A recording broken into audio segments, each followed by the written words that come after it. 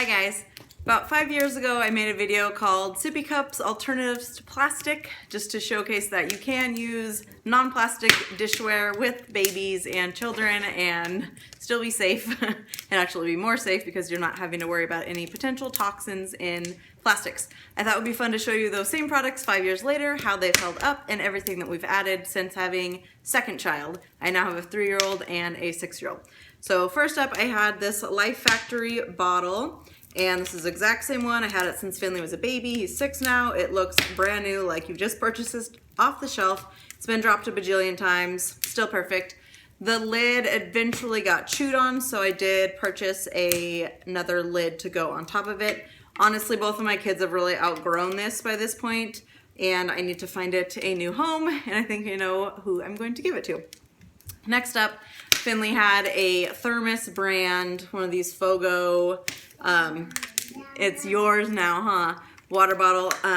Finley's he threw into the toilet at his old preschool and it was nasty, and so I did actually chuck that because water got like underneath that thing and it sat in a plastic bag for a while and I just wasn't comfortable with that. This one's Fiona's. She did chew the straw down, so I had to cut it a little bit. It's a little bit kind of annoying to wash because there's more parts than some other sippy cups, but it's still a really great product. It's insulated and it's at an affordable price point, easily purchasable from Target. I see them on clearance there all the time, or on Amazon. Next up is this clean canteen bottle, and I will link the old video from 5 years ago. This looks much different than it did 5 years ago, but guess what? It still works. The bottom is definitely a little bit not as stable as it used to be. My dad says this water bottle owes you nothing, and that is true. It has done everything it should have done for the, I don't know, $12 or so I spent. The lid eventually got gross, chewed up deep inside. One of my kids put therapy putty in there that I couldn't get out, so that had to go.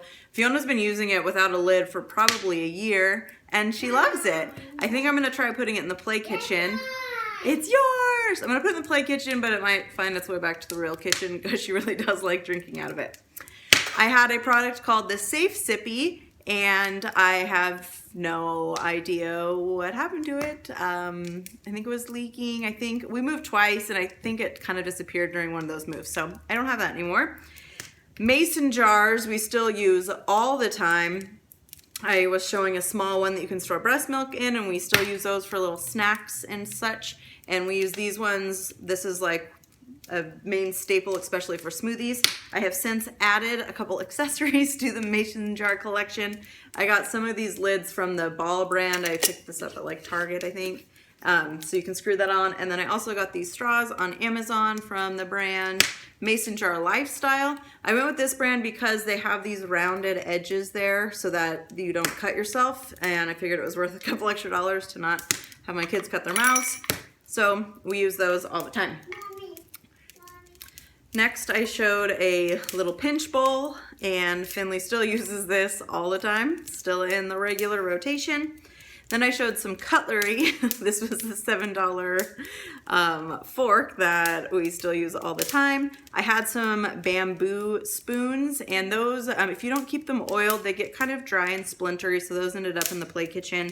And I've since added a couple sets of these forks and spoons. You know, another kid, so one fork's not gonna work for 2 kids. When we have friends over and everything, I think we've got like 3 or 4 of each of them, and that's a good number for us. I then showed the Inno Baby stainless steel bus platter. Second kid, second platter. We still use these all the time, even though they're like, I mean, they're meant for babies. They're smaller portions. They eat snacks out of these. They'll eat dinner out of these. I mean, this was just a really good product for us. I mean, they still get used all the time. And then as far as what we have added to the collection, so our water bottle situation might seem a little bit excessive, but they all have a purpose for our family.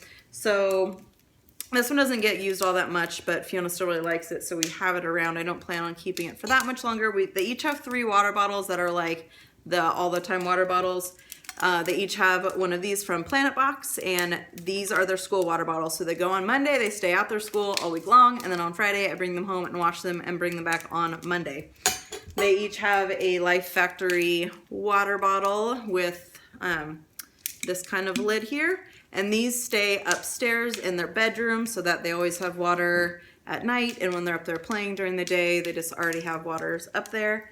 And then these are there all the time, at the table, in the car, going on trips, like just, you know, with them all the time. They each have a little hydro flask. Finley's is 20 ounces and Fiona's, I believe, is the 16 with the straw lids.